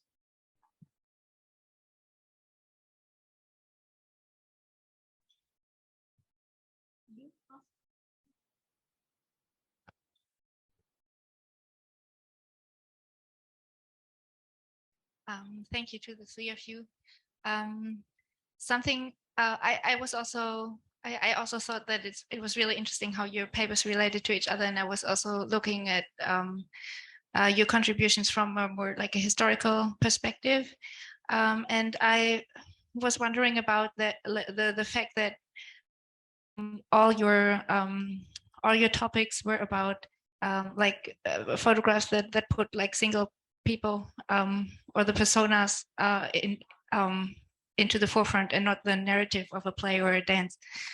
So I was wondering, because I don't know much about theater or dance history, photography history, if that is something, is it coincidence, just the examples you chose, or is that a typical trait of performance photography of the early 20th century to focus on individuals, maybe due to the technological possibilities of photography, of course, and then this idea to concentrate or to concentrate like a whole piece on just like one pose of one body.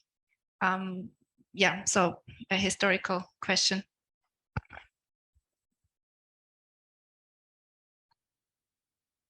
I can answer for my group.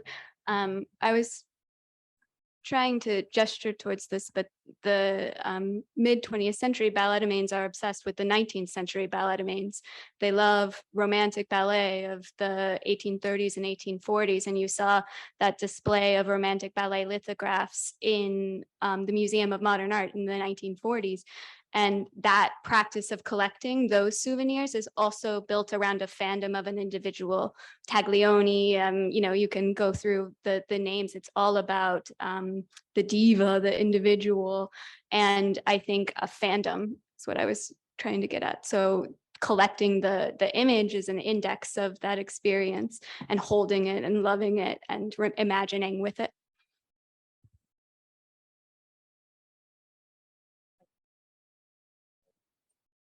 I think probably these aspects. One suggestion I make you to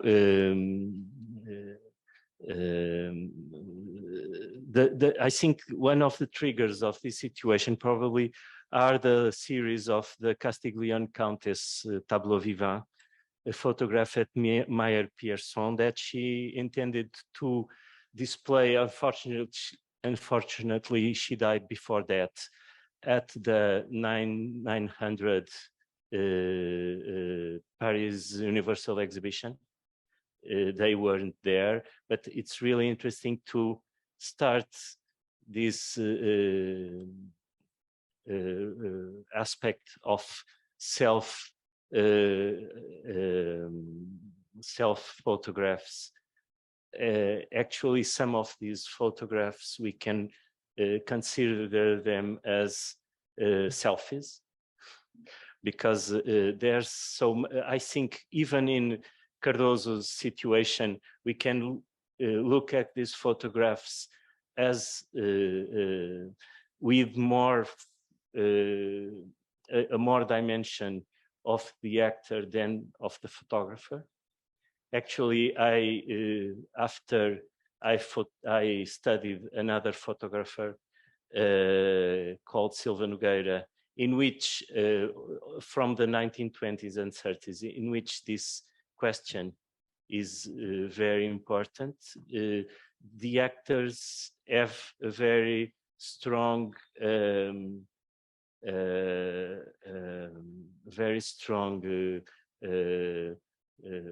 as Ariela Azoulay says, the contract is as much force in the side of the photograph than of the photographer. And I think in the case of Cardoso, it was something like that. I hope I explained myself. And I think if you go to Castiglione Countess series, and there are some papers, I can't remember the authors now, but you find the path that lead us to these photographs we saw.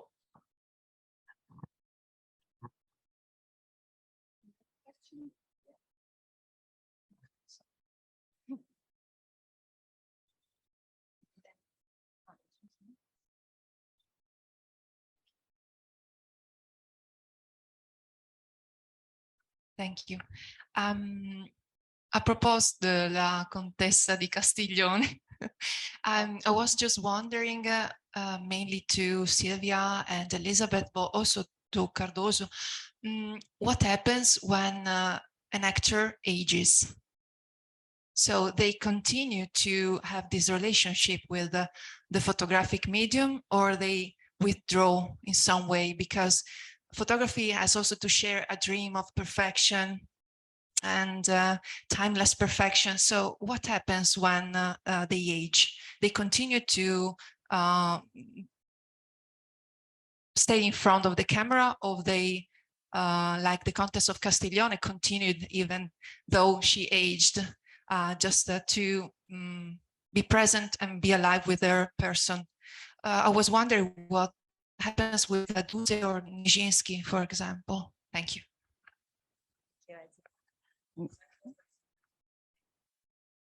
Ok.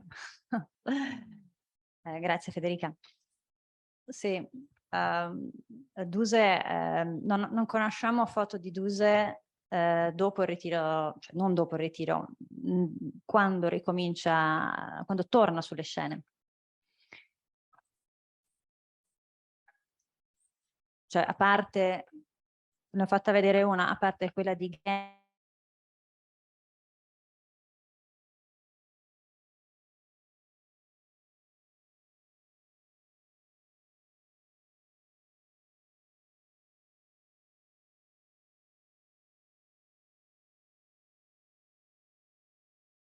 matura. When she came back, when she was around 65 years. Le immagini che diffonde sono quelle di Nunes Weiss fino agli anni 10. The photographies that she gave out, it's by Weiss. Nunes Weiss. Nunes Weiss, so that were dated around 1910.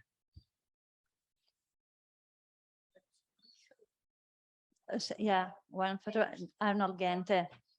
It's like, solamente, sì, forse la posso far vedere. Comunque solamente 3 foto, cioè, o comunque alcune foto che si fa in America da fotografi americani, anche da Alice Boughton, e lì il rapporto è totalmente diverso, perché va a configurarsi come l'attrice senza volto. In the photos that she took in America, she was configured as the actress without face. Faceless. Faceless actress.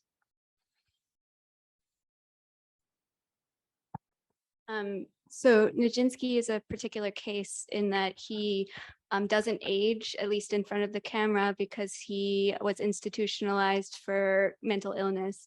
The photographic album I showed you that had a pink ribbon was a benefit to fund his hospitalization in Switzerland. And so there just aren't images of him from that period. And then the images become even more charged because he leaves his career, because he can no longer perform. And then there's also this mythic madness, quote unquote madness around him. And Lines is totally uninterested in any bodies that aren't perfect. He just wants perfection. So he does not photograph aging bodies. He photographs only young bodies.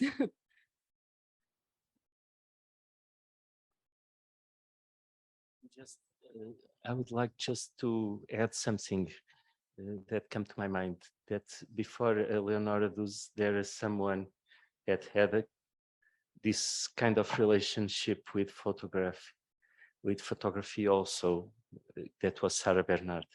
And I think is a model for the Leonora Duse situation after.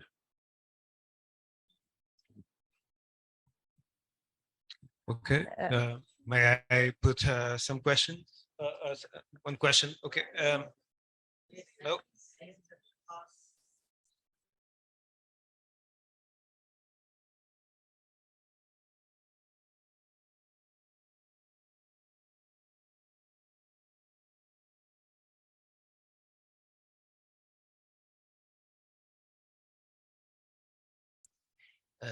In your relation, um, um,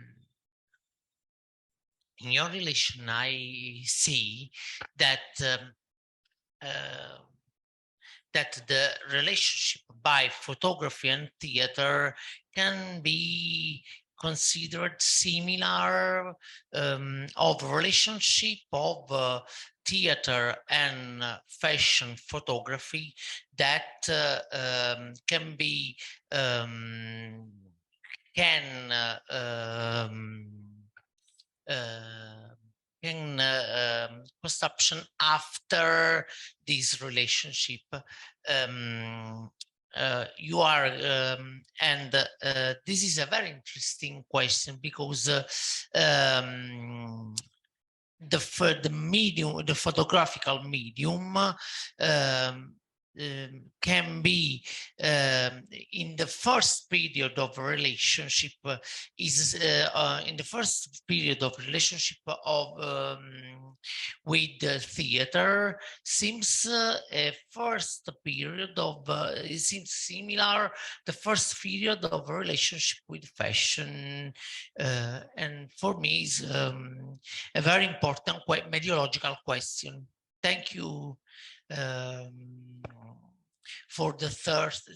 Thank you, Silvia. Thank you, Elizabeth. Thank you, Joao, for the third, for the three relation. Thank you.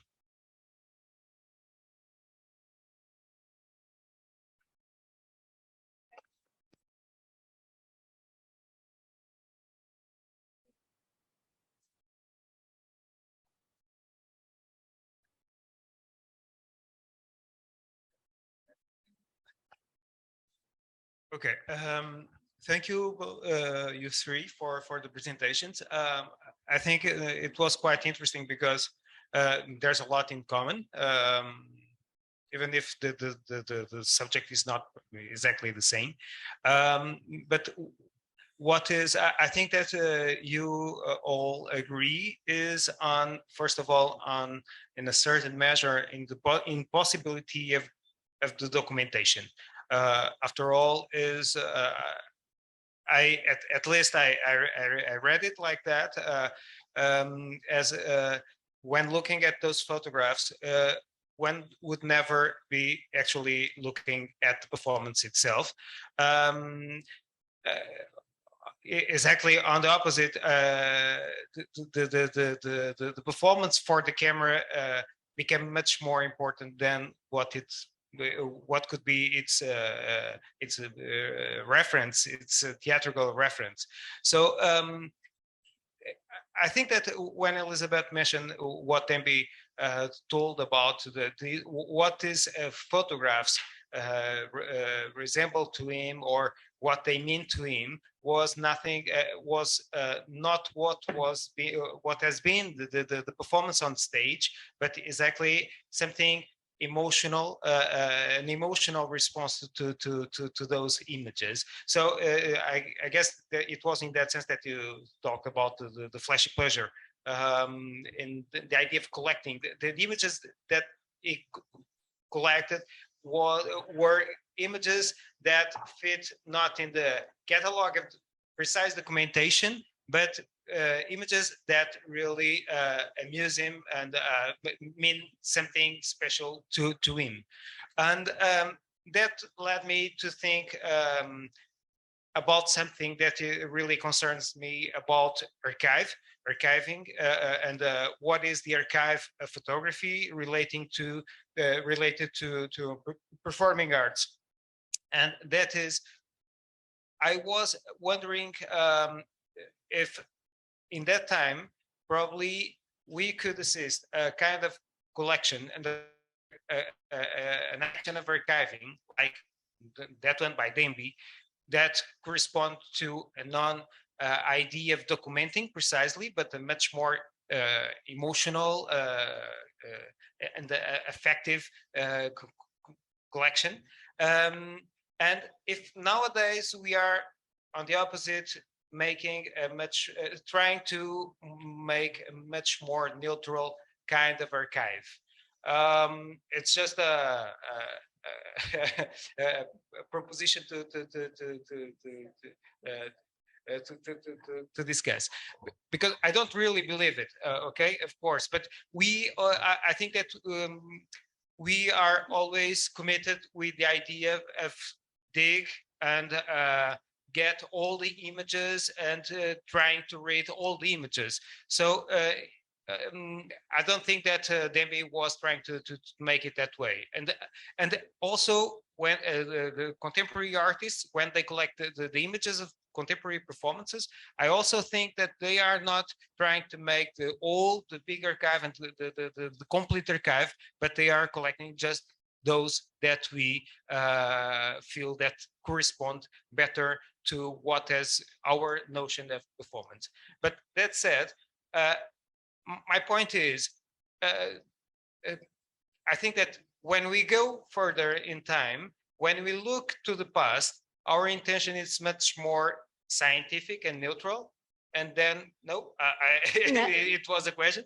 Then when we do it with contemporary times, okay. Thank you for the comment and question. I think precisely what I was trying to say is it was so personal.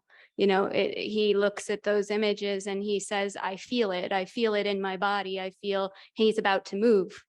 He's not moving, he's not going to move, he's dead, you know.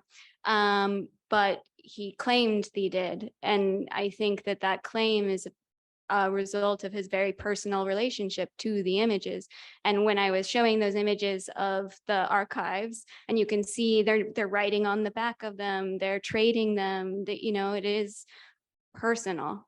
And part of what I was trying to say is these things show up in the Museum of Modern Art, which gives it a halo, but it was always about fandom. It was always about that personal connection. It was veiled in theory and in institutionalization, despite that deeply personal fandom. And so he writes about it with all of that poetry to try to transfer that fandom, perhaps, or at least to document his fandom, to further his fandom.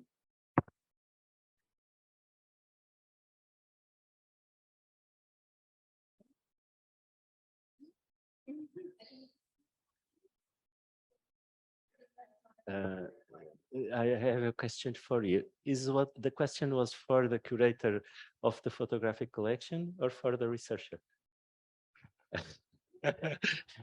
Because I'm both.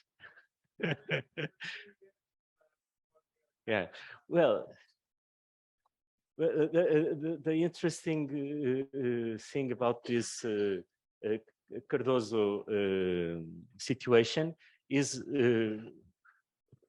in one way, I see this only as a series, and so, but actually we don't know if the series is complete, because we don't know if there are other negatives, but it is at the museum, so we know it as it is.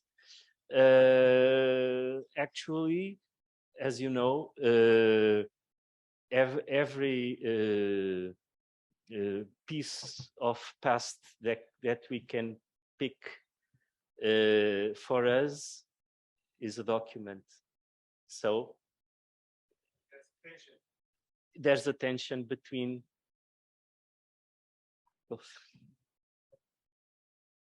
Thank you so much for all of your presentations. And my knowledge of dance or choreography history is very, very low. So actually, I can see from your presentation, especially Elizabeth and Sylvia, there is a sort of resistance to the photographic media.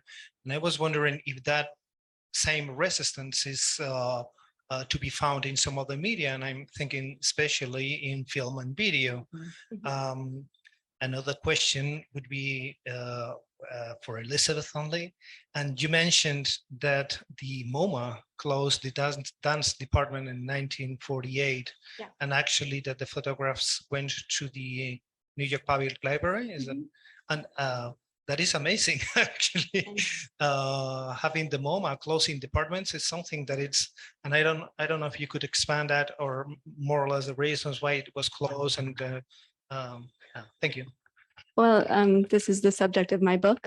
So yes, I think what I love about this is it's a problem of status, and that status has to do with so many things. One, the patronage of Lincoln Kirstein, who was rich and paid for the department and loved these images. Kirstein has a falling out with the director of the museum because he feels it's not getting enough support. He also founds the New York City Ballet and spends his money there. So the ongoing support of the department was at issue. And also figuration was falling out of popularity. And all of these things that you saw, it's all about the figure. And that includes paintings. You saw in the display, there were paintings and drawings. The museum acquired the material that they voted artistically worthy. That included none of these photographs that I showed. Many of those photographs are now at the New York Public. And you can see on the back MoMA's cataloging of them. But it's personal. And this is what I was trying to get at. The institution is made of people, and those people got into various personal conflicts. And not for nothing, most of these people were queer. And in fact, Lines was in a partnership with Monroe Wheeler, who was the head of publications and exhibitions at the Museum of Modern Art. And they break up. And in fact, Wheeler's job is threatened when they see Lines's nude photographs at their shared apartment. And so all of these things are ongoing. But the big answer is money and taste. When the collection goes to the New York Public Library, is there policy of collecting dance images, or is it placed there? They have the single largest collection of dance iconography in the United States. Much of it comes from the museum's archives that they divested, but they have ongoing collections. They still collect live documentation. It's an amazing collection, and I should have mentioned, but I was lucky to have funded support to see that material.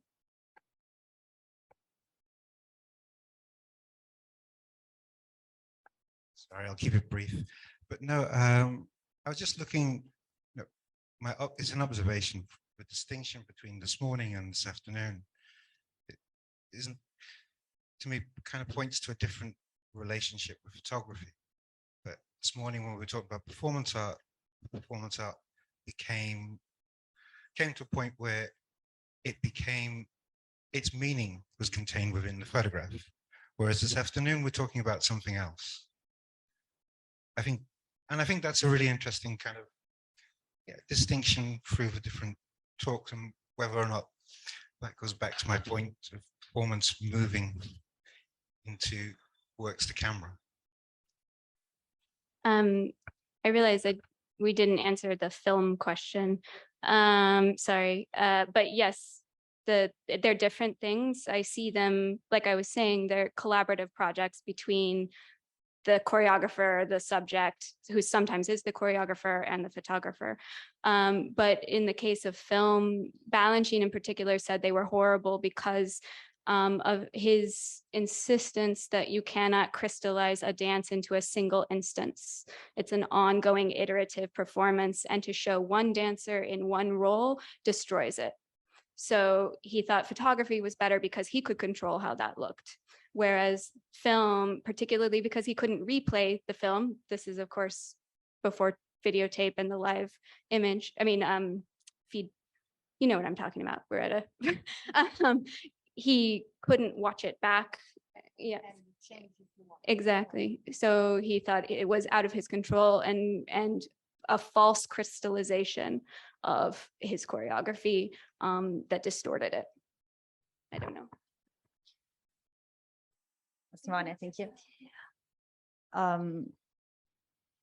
A proposito della relazione tra il fotografo e il soggetto oggetto della fotografia, penso che sia questa il tema della domanda. Regarding the relation between the photographer and the subject object of the photographies, of photos, Non generalizziamo. we cannot generalize, we don't generalize.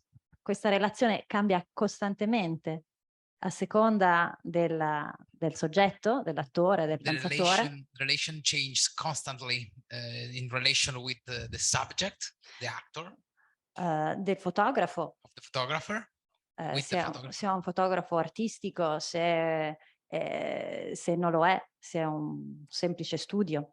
If Uno- it's a normal studio or if it's an artistic photographer, it changed that kind of relation. e, Change, e cambia nel tempo. change on the time, with the Eh, time. nel caso di Duse è estremamente particolare, è anomalo, In the case of Eleonora Duse is particular, anomalous, per come lei intende la relazione con il fotografo e con la propria immagine. for how she intends the relation with the photographer and with her images, her picture. E Denby coglie molto bene questo aspetto. Denby look in a very good way to this aspect. Quindi non possiamo generalizzare. Cambia nel tempo e cambia anche rispetto alle pratiche It changes. promozionali. We cannot generalize it. It changes in relation with the time and with the promotional practices. Non so se ho risposto.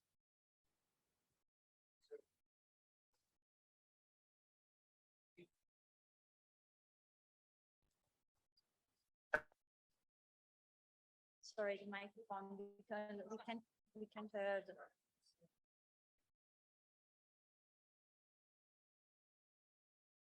Sorry, but it didn't, the intent wasn't to replace the practice as the carrier for the meaning.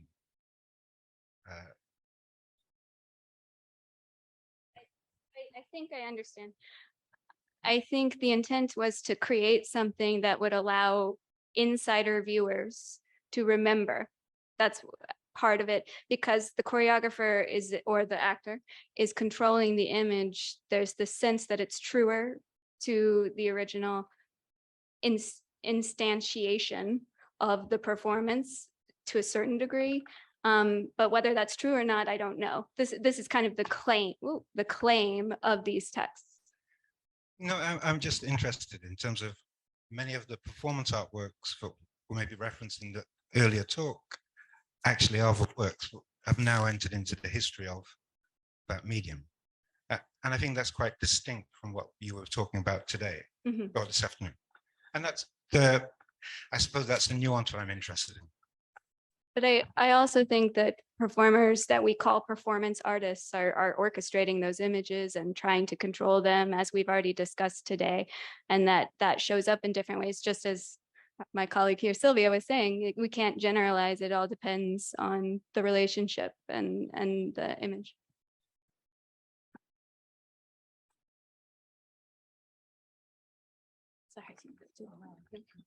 Thank you so much for an excellent panel. And I have to apologize because I have a cold and I'm also very foggy of mind because of it. So, but I want to pick up on this question. I think it's extremely interesting because I hear throughout your papers a really a kind of investment in and maybe sedimentation of the idea that there's a document on one side and a performance on the other. And it seems that in 20th century and 21st century engagements, the idea of the document as a performance is, you know, we don't, there's not that the document performs, and performance is itself already documentation. If you think about training in body training and the things that make performance remain.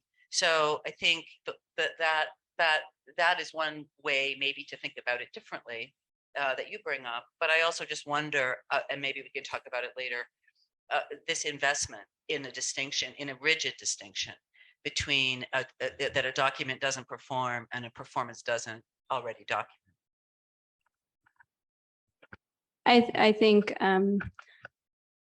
I was trying to make clear that I'm using the language of the period. You know, they're writing about this issue in these essays. Yes, and that was very clear and very useful. Yeah. And thank you for that. But it did also make me wonder about the intimacy that one of the things that these hand-to-hand fandom photographs are performing is a kind of, you know, live performance in the hands of the fans. Yeah. That really needs to be thought about, not as, well, I just invite, I think I've made myself clear. I really. Okay, thank you. No, I mean, I think it's complicated, of course. I don't want to simplify here, but I think that what's useful to me about this context is thinking about it across time, but also thinking about it with very specific instances. And in this case, the language that they were using in 1939, 42, 43, 44 is similar to the debates we're having now about documentation and art and how, and that those things are in tension in the literature. Yeah.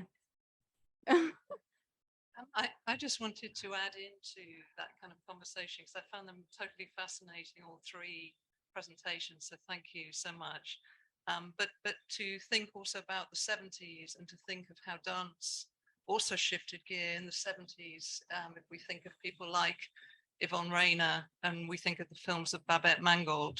So I think that it's not as clear cut to say there's one trajectory that leads one way. I think that what's fascinating is that this dilemma and this question about the live and the document continue to cross paths endlessly between genres. I wanted to say one thing I found really fascinating, and I'm sorry, I forget in whose presentation it was, but it was around there were some images of a woman with her back towards us. And there was a kind of question about studying a modesty and what that might mean. And I wondered if you could say a bit more about that, because I wondered whether it was something that was particular to men photographing women, or whether there are any photographs of men that similarly investigate those kinds of subjects of modesty. Non so se ho capito, Federica, scusa, non so se ho capito.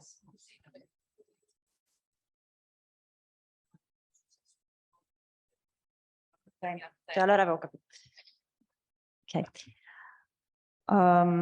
Sì, c'è nel caso di Duse, Nunes Weiss, c'è una relazione di condivisione di un'atmosfera e anche una complicità.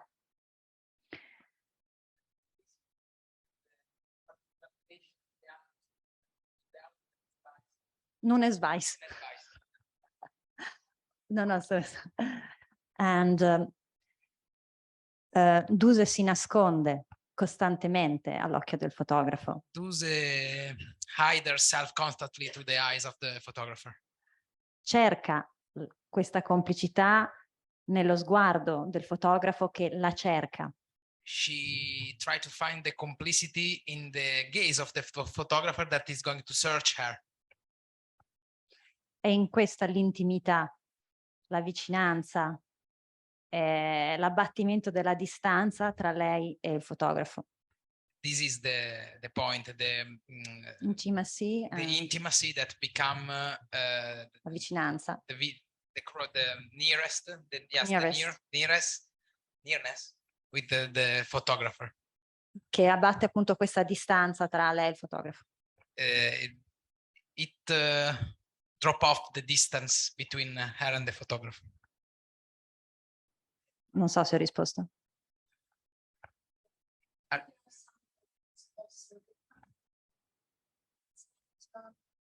Photography took quite a lot from painting, and the way the women body were bodies were painted in the 19th century, for instance. I was remembering a painting we have at the Museum of Contemporary Art in Lisbon, precisely with the same body discourse that we watch in the photograph of Duze that we are talking about. So yes, it may mean and it may produce some signification concerning modesty, but it's more than Duze that is in that image, in that position. It's really the women body, and I think it's a very interesting issue to develop concerning not only the photographs of Duze, but of other actresses, and compare them and see how these patterns, or I don't know the word in English,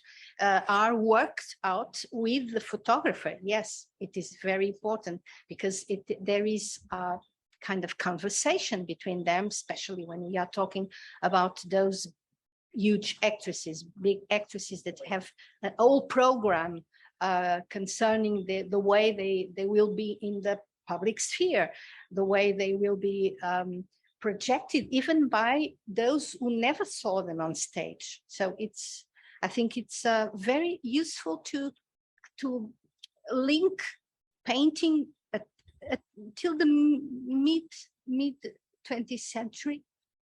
It's really quite important to look at the body, the women's bodies in painting, because something appears, and the resistance also, which means photographer and actress may discuss some disruptions from there.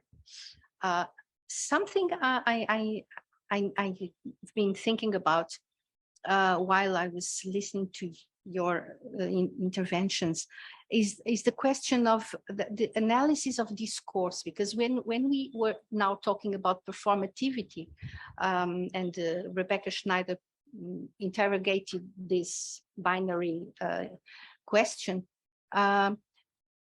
we really, I think that it is quite useful to understand the place where those images, from where they are produced, where are the programs they are inside. And I think the fact that you both were interested in the same critic, it's quite interesting, because he was powerful. His discourse was powerful enough to show us how dance photographs should be understood, should be read. And I thought also of Lessing and of Diderot explaining how we put a narrative, how we put in movement what we saw, and Rebecca told us a lot about that yesterday. So I think that there is a complex relationship between the discourse that is produced in a moment, in a time, by several critics, and that material that seems to be dead, but as a matter of fact continues to be interrogated, and is always in a deep conversation with us when we look at the image. And sometimes I think that I'm not able enough to cross and to put a huge table, as Warburg did, a huge table with all the images, and try to put them aside and see how they connect, because sometimes surprises happen when we do that. But it's not easy to do, and probably I don't know what would be the result. But sometimes I have this idea of how to cross, how to put aside, and how to bring sometimes questions as performativity, or as representation of the woman in a particular moment in different media. I think, well, but this is how excited I am after having listened to your presentation. Thank you.